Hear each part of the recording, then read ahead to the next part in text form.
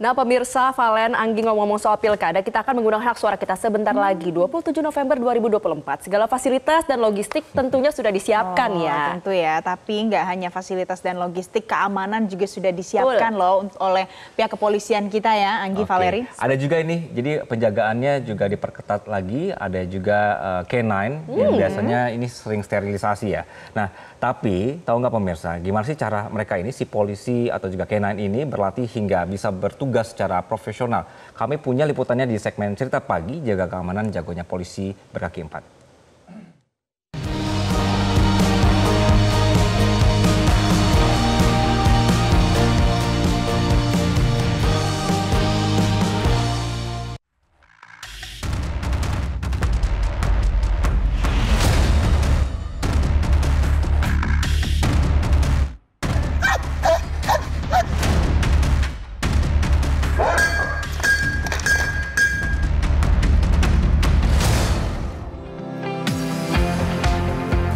Kelancaran prosesi pelantikan presiden dan wakil presiden, termasuk pelantikan anggota DPR RI beberapa waktu lalu, tentu karena penjagaan pengamanan yang sangat matang. Bukan hanya dari bapak dan ibu polisi saja, tetapi juga polisi berkaki 4 yang turut andil menjaga keamanan tersebut. TNI Polri melakukan serangkaian persiapan pengamanan menjelang pelantikan di gedung DPR MPR RI. Salah satunya dengan melakukan sterilisasi gedung, melibatkan penjinak bom dan anjing pelacak atau yang biasa dikenal dengan K9. Keberadaan polisi satwa sudah mulai eksis di tengah masyarakat, baik anjing pelacak maupun pasukan berkuda yang memiliki peran dan fungsi yang sangat penting dan tidak bisa terpisahkan dari tubuh Polri. Dalam struktur kepolisian, Direktorat Polisi Satwa Kosabra Bahar Kampolri atau Dipol Satwa membawahi 2 detasemen, yaitu K9 atau anjing pelacak dan Turangga atau pasukan berkuda. Dipol Satwa Kelapa II Depok merupakan instansi pemerintah yang bergerak dalam pengandalan, pemeliharaan, dan pelatihan. Adapun detasemen K9 bertugas untuk menemukan bahan peledak, pengamanan, dan operasi pelacakan narkoba. Sedangkan detasemen Turangga diperuntukkan sebagai tunggangan saat event kenegaraan dan saat pembukaan demo. Kita terdiri dari 2 anjing hewan, yaitu K9 atau anjing dan satu lagi Turangga atau kuda. Mereka ini partner kita yang bekerja sesuai dengan kegiatannya masing-masing. Mereka mempunyai keahlian khusus. Banyak beberapa kegiatan yang kita lakukan di beberapa event baik nasional maupun internasional. Kemampuan handak kita, kemampuan penciuman K9 kita sangat luar biasa yang tidak dimiliki oleh manusia. Sehingga memang disyaratkan bahwa di internasional juga mensyaratkan untuk itu menggunakan K9. Dan ini rata-rata hampir 99% berhasil. Keberhasilan mereka adalah pada saat tidak terjadi kejadian yang tidak diinginkan. Itu berarti K9 kita berhasil dalam melaksanakan tugas. Pemilihan anjing K9 dilihat dari jenis dan kemampuannya, sebab detasemen K9 memiliki peran dan fungsi dalam melacak umum atau patroli, narkotika, deteksi bahan peledak, dan SAR.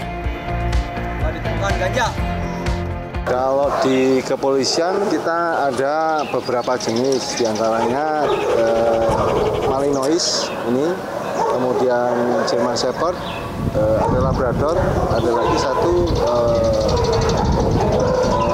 Shepherd, jadi anjing gembala Belanda.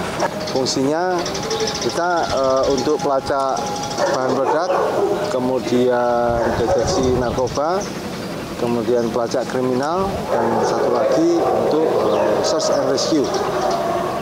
Jadi masing-masing tergantung talentnya kemana, kita mengarahkan kemana, itu yang kita arahkan. Kalau proses perekrutan sebenarnya dari seleksi kita mencari anjing yang mau bermain. Permainan kemudian kita arahkan. Kemudian permainan kita tingkatkan lagi di handicap. Jadi barang tersebut atau mainan kita sembunyikan dan dia mau mengejar. Dimanapun tempat dia mau mengejar dan kalau kita ambil mau mempertahankan. Kemudian permainan itu kita arahkan untuk mau mencari apa? Bahan peledak, apa narkotik. Kalau dia cenderung galak, itu kita arahkan ke anjing penyerang. Tapi kalau dia cenderung ke jinak, itu kita arahkan ke anjing deteksi. Karena anjing deteksi baik handak maupun narkotik itu harus familiar dengan orang. Sementara itu, masa pelatihan anjing pelacak memakan waktu selama 3 bulan sebelum akhirnya bertugas di lapangan. Untuk menjaga staminanya pun, anjing pelacak melakukan latihan fisik 3 hingga 4 kali dalam seminggu dan rutin menjalani medical check-up setahun sekali.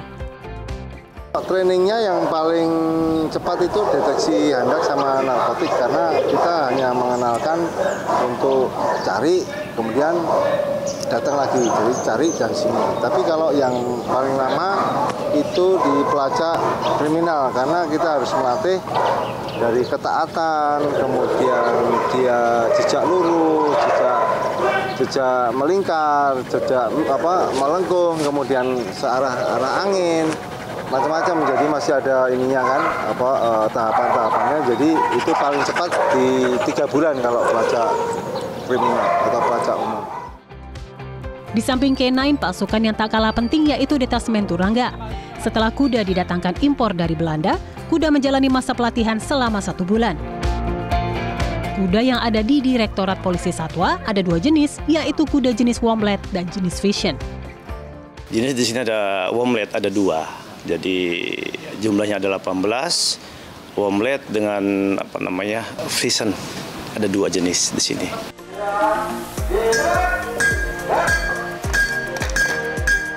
Proses latihan kuda dijalani setiap hari selama 1 jam. Hal ini dilakukan rutin untuk melatih kebiasaan dan kemampuan kuda.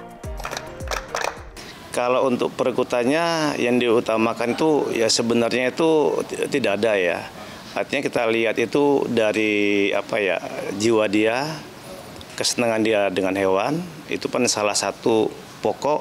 Dengan adanya seperti itu, tugas semua berjalan dengan lancar. Nah, kemudian begitu tiba di sini ya kita latih mereka. Jadi Turangga itu diawali sama dua personil. Dia pertama sebagai aswasada, kemudian sebagai pendamping. Jadi kendala itu ya mungkin pertama namanya hewan ya. Dia moodnya tidak menentu, ya itulah gunanya kita setiap hari berlatih. Di Polsatwa memiliki rumah sakit hewan Polri dengan fasilitas terlengkap di Indonesia. Hal ini menjadi komitmen di Polsatwa untuk menjaga kesehatan serta stamina dari total 86 ekor K9 dan 18 kuda yang ada di Polsatwa.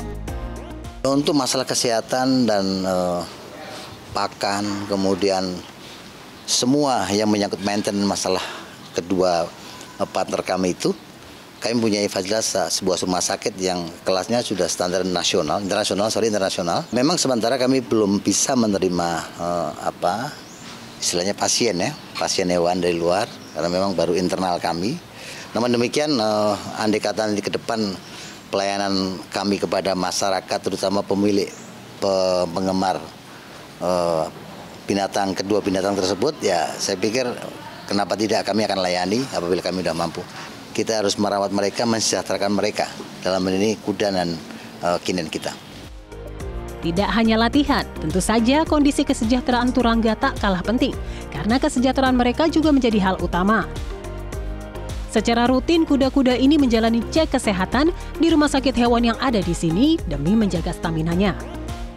Seminggu itu kita lakukan itu berarti sekitar 3 atau 4 kali. Karena dalam latihan ya 1 jam lah paling lama. Ya, kemudian kita cek kesehatannya ya antara Senin, Selasa dan Jumat. Jadi harus imbang penggunaan kuda di lapangan dan kesehatannya. Tidak berbeda dari pasukan berkuda, kesehatan anjing pelacak juga menjadi perhatian. Apalagi jika melihat lama pelatihan K9 yang memakan waktu 3 bulan yang juga tergantung dari musim yang ada, sehingga pelatihan anjing tidak bisa terlalu diforsir. Karena jika terlalu dipaksakan, anjing bisa sakit. Maka dari itu perlu adanya batasan. Kalau berapa lamanya, rata-rata di 3 bulan. Tapi itu tergantung juga, karena kita ada di 2 musim penghujan dan kemarau. Ketika hujan ya kita stop dulu. Kemudian kalau anjing kita terus-terusan kita latih sepanjang hari ya juga kasihan karena nggak tahan, karena iklim kita iklim tropis. Jadi ada batasan-batasan itu yang menghambat sebenarnya cuaca di iklim tropis. Kemudian kalau ketika anjingnya cedera, ada kemungkinan cedera, giginya juga ada yang beberapa yang baru ganti, itu juga akan menggambar dia trauma. Jadi ketika anjing trauma kita akan sulit untuk merilis daripada trauma tersebut. Kemudian konsumsinya kita menggunakan dog food yang sudah terukur kandungan proteinnya, kandungan lemaknya, dan kandungan energinya. Untuk menjaga staminanya kita tetap memeriksakan sakit apa tidak itu ke bagian Subdit Vet. Di situ ada rumah sakit hewan yang ada beberapa dokter hewan yang menjaga kesehatan anjing ini dan kebugaran itu. Kemudian untuk medical check up-nya, pemeriksaan rutin ada, kemudian general check up pun juga ada. Jadi pemeriksaan darah, baik kimia darah maupun pemeriksaan darah rutin itu dalam setahun 2 kali, dan hasil itu dievaluasi untuk menentukan status kesehatan daripada anjing. Selain itu, pengenalan polisi satwa kepada masyarakat juga terus ditingkatkan dengan pengadaan kunjungan ke Dipol Satwa, sehingga masyarakat dapat lebih familiar dengan melihat secara langsung dan berinteraksi selama pelatihan dari Detasemen K9 dan Detasemen Turangga. Ya, kita mencoba. Saya juga sudah mulai melakukan, dan bahkan tadi juga kita sudah lakukan bahwa di beberapa kegiatan ada masyarakat, anak-anak kita, sekolah-sekolah yang memang berkeinginan ataupun menginginkan untuk melihat situasi seperti apa sih Direktorat Satwa ini, sehingga kami undang, kemudian kami fasilitasi dan kami jelaskan. Kami punya program juga Dikmas Satwa. Kami mencoba untuk mengenalkan dengan cara sosialisasi kepada anak-anak. Tentu saja kita laksanakan seminggu 2 kali, seminggu 1 kali. Itu kalau kita tidak ada tugas lain, nah kita menerima. Dan kita juga persilakan untuk masyarakat umum, silakan bersurat kepada kami, beritahu kami, dan kami akan layani dengan semaksimal mungkin, mengenalkan apa itu K9 atau anjing, apa itu turangga atau kuda.